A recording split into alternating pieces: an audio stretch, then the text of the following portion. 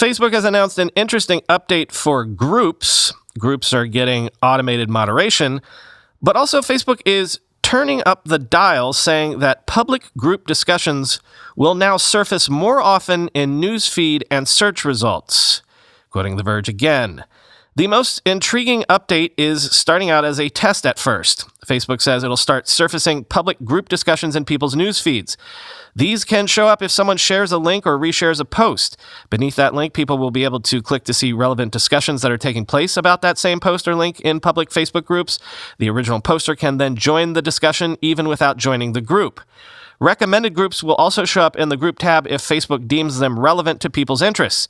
Additionally, public group posts will start showing up in search results outside of Facebook, effectively giving them more reach and a much larger audience. Taken all together, these updates set public groups to grow fast, which could backfire if extremist groups or communities spreading misinformation are promoted. Facebook says any posts marked false by a third-party fact-checker won't be eligible to be surfaced through those features," end quote.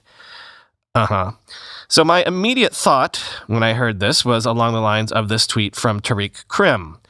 Quote, "People are posting less on Facebook, so they need to fill our newsfeed with something.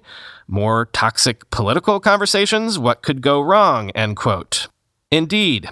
Count me as among the people who really never uses Facebook proper anymore because it's become too toxic and too filled with people and posts that I simply don't care about. Is this an attempt to surface things I might care about? Because it seems like what it'll just do is surface more garbage that I don't care about from groups that I don't even belong to.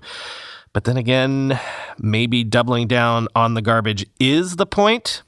Quoting Deborah Brown on Twitter, "Rolling out new policies and products when a major election is underway is high stakes.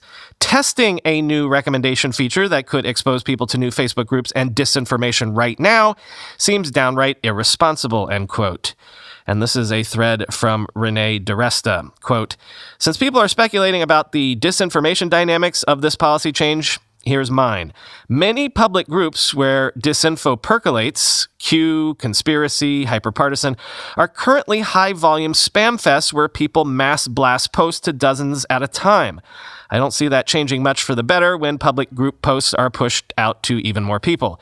Ultimately here, as with nearly every facet of information on social platforms, what will matter is curation.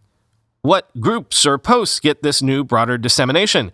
It seems likely that if it's political public groups, it'll just devolve into trolling, not nice, pleasant conversations between people with differences.